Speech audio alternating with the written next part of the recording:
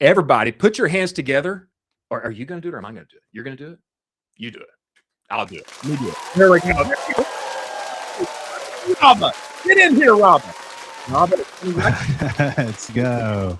Look at you. Let's go. We're not star-crossed friends. We're really only a few miles apart. But I have to say that your background is looking pretty awesome right now. Yeah, we got some. This is probably the #1 campaign, in my opinion, for SaaS. These guys, Runway, wrapped a $100 bill around hot sauce. Impeccable. We got a throwback to the OG, the Whalies, some Fermat, and then the kicks behind me. So, you know, Rabah, I have been to many events in my day, and I have been to many of your events in my day. And I'm not just trying to gas you up right now, but the Whalies was at the top. Big boy. I mean, top of the heap. It was, special. Special. Yeah. I mean, there are more events to come, but man, that one is top of mind for me. I still hadn't forgotten. Yeah. It was, what's funny about it, man? It was when we were doing it and we got the budget for it and everything. I remember I don't get anxious or freaked out about anything. I'm a PTPer, baby. I'm trying to play. And I remember I was like, oh my gosh, this is insane. Like, this is going to be either the best or the worst event, and we're just going to ride with it. And what was crazy is I stole a shout out from Nick Shackelford. He did a Telegram group for one of his things. And I was like, oh, this is really cool. And for people that don't know, we threw it in February. For the most part, the weather in Austin is beautiful in February, and we just caught a freak ice storm. Except for that one weekend. Yeah, exactly. Where it felt more like Indiana. I mean, it felt like we're under a blizzard or something. Let's go, Hoosiers. And it was crazy because people were treating it like Coachella or something. People were flying into Dallas and Houston and driving down. I had to stay. My condo's power was out, so I actually had to stay in a hotel. It was special, man. It was really the Whalies part. Well, it's still going now too, so it's cool to see. Yeah, it's cool to see that. But I appreciate that. But I agree with you. I'm biased, obviously, but that was a real one. It was great.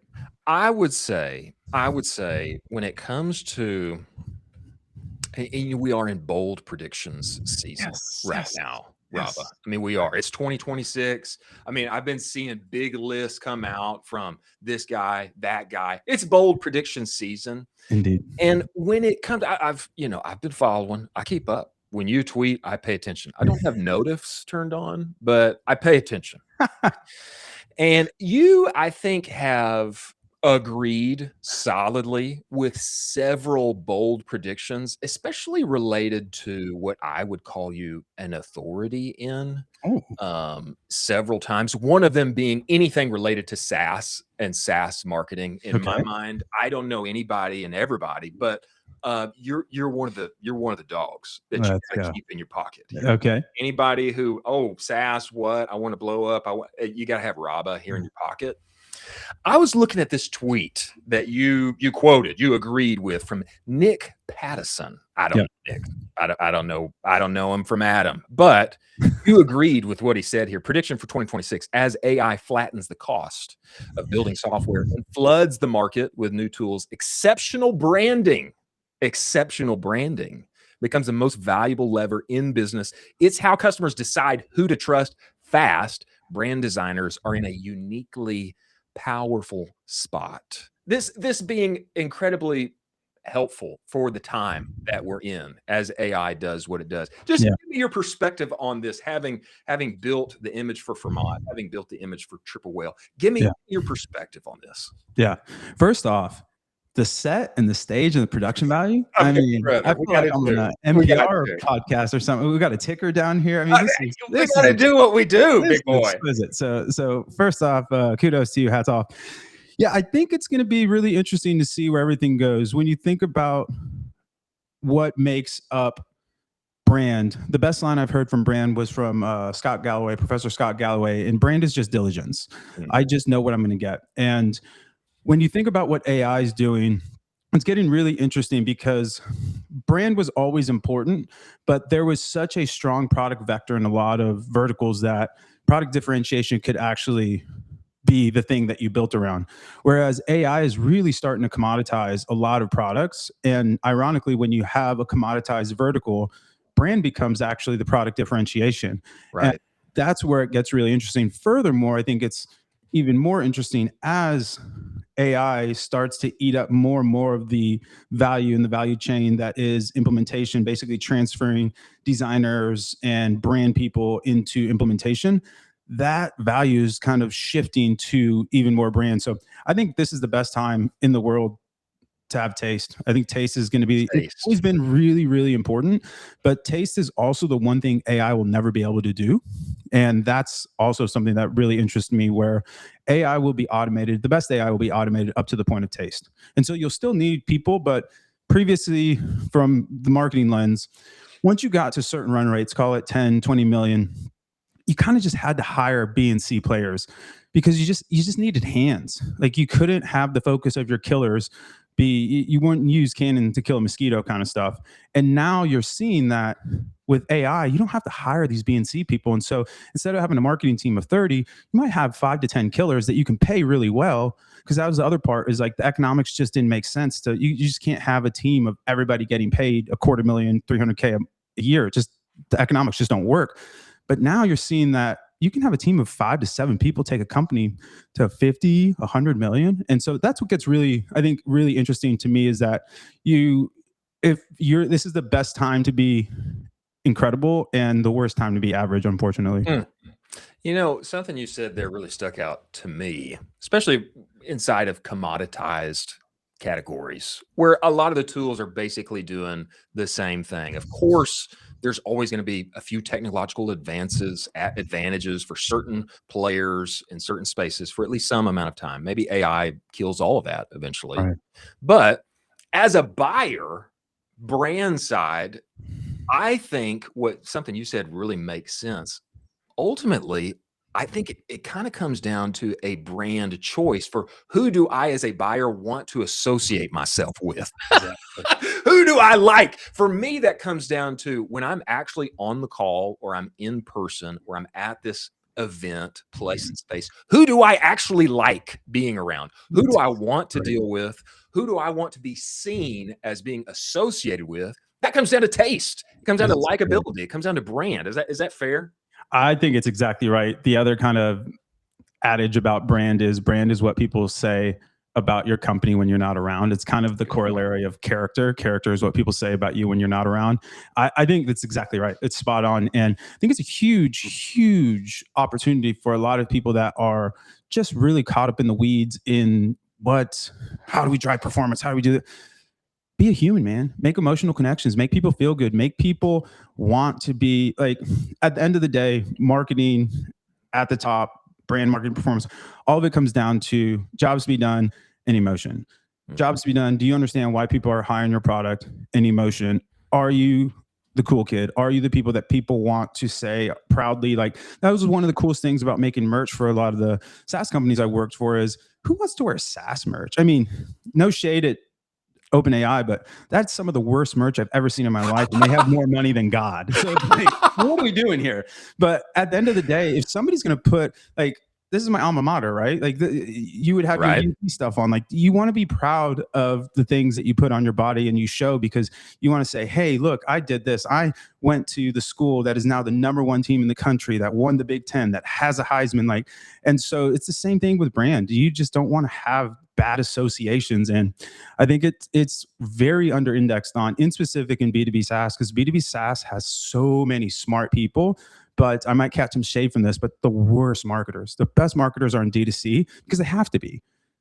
SaaS has a bunch of money. You can just throw money at things. And when you have problems, when you have money, you really don't have problems. You just have to understand how much resources you want to throw at that problem.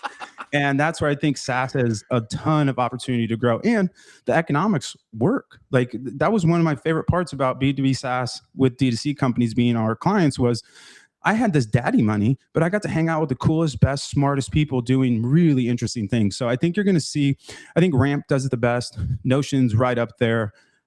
Claude is actually, Anthropic's doing some really interesting things. And I think it's going to be really fascinating to see how brand actually plays out in those frontier models, because that race is kind of done. So now you're just talking about brand differentiation. Sure, there's going to be some cool product stuff, but these are some of the smartest people. This is what's cracks me up, where Gemini is incredible. Google's AI is fantastic, but their marketing teams, again, no shade, but a little bit of sleep at the wheel. They have such incredible Notebook LM is incredible. Gemini is incredible. Nano Banana is incredible. And like, unless you're really deep in the weeds, you don't hear anything about it. I think that's totally fair. You shared a one-liner with me probably a year ago that I have not forgotten. When you're putting on events, I think it's applicable for marketing, D2C, B2B, etc. I think it's applicable in all places. You either want to be the rich kid or you want to be the cool kid. And even better if you can be both. That's the goal, man. There are some that are both. That is absolutely the goal. And that's it, man. You want to be. Here's the thing: if you're not the cool kid, but you're the rich kid, you don't get invited to the party. You know how you hack that? You throw the party. You throw the party, and then everybody comes to you, and then you can start to be the cool kid. And if you're the cool kid, then you're like, hey, you find the rich friend that has the cool house that can pay for the booze, but you can invite the pretty people to come and party with you. So I think it's a bit crass, but on the nose in terms of what event marketing is really about. I want to get your perspective on Manus. Am I saying that right? Manus Maxi forever. So you also gave a bold prediction about peptides being the biggest consumer category of 2026. I don't even really know what peptides are, other than I know you're swole and you're getting in better shape every day. And so whatever they are, I need to get on them. But let's move forward to Manus. Am I saying that right, Rabah? Yeah. Okay. I mean, I believe so. I don't think it's like a Klaviyo kind of thing. Manus is pretty straightforward. When Zuck bought this, I literally had never even heard of it. I've never even heard of it. And so then, Taylor Holiday starts going off about how, this is the future for telling Facebook what you want. And then the ad buying automatically happens. And then you come out with this. You've been using it. I mean, this is the best all-purpose AI out there. Just give me your perspective on why this is a huge win for Facebook and hopefully a huge win for marketers in general for 2026. Yeah. So Manus is really interesting because Manus is more of a agent architecture orchestration platform, less of like OpenAI uses, or ChatGPT uses the OpenAI models, Claude uses the Anthropic models, etc. What Manus does is really cool. Is it essentially has, you can think of agents, you can think of like basically a routing system, for lack of a better term, and then whatever the request is, it'll use the best model for what have you. And so what I find, that's why it's kind of the best all-purpose, because it uses the right model for the right thing and then combines everything together. So it can take really complex asks and do really interesting things. Why I think it's a great buy for Facebook is because it is not model dependent. Facebook is so behind in AI that ideally, I think and I'm reading the tea leaves here a little bit, but ideally what's going to happen is they can eventually get Llama to Facebook's model to a place of actually being awesome, and then just plug that into the back end versus like they use, I forget Alibaba's model, they use Anthropic's, they use a whole myriad of models that basically compiles all the outputs for you. So that's why I think it's really interesting, where it's in a way model agnostic. Another way to think of it is this car can run on all sorts of different gasoline. And Facebook wants it to run on Llama gasoline, but Llama is not that good yet. I see. And they're throwing a bunch of money at it. I mean, that's oversimplifying things. The bigger thing is the agent orchestration that they have built at Manus is just top notch. It is the best. And again, because it's not tied to a certain model where Google has to use Gemini, Anthropic, or Claude has to use Anthropic's, they can do so much more because they can use the best of the best for everything. And so that's what really excites me. And it is the best all-purpose AI, hands down. There's just nothing better that I've used out there. So not only can we use it now, it exists. We can use it now. It's not like there's it's very good. It's very good for what I or somebody else wants to do, but also Zuck has seen like this is going to enhance, enable, build executable infrastructure for what we're already doing inside of Facebook. This is going to give that jet fuel and hopefully bring them forward into the forefront in everything in regards to AI. Is that fair? That's exactly, or that's the bet for me, is that they need some semblance of a deployment service, and Llama is not good enough.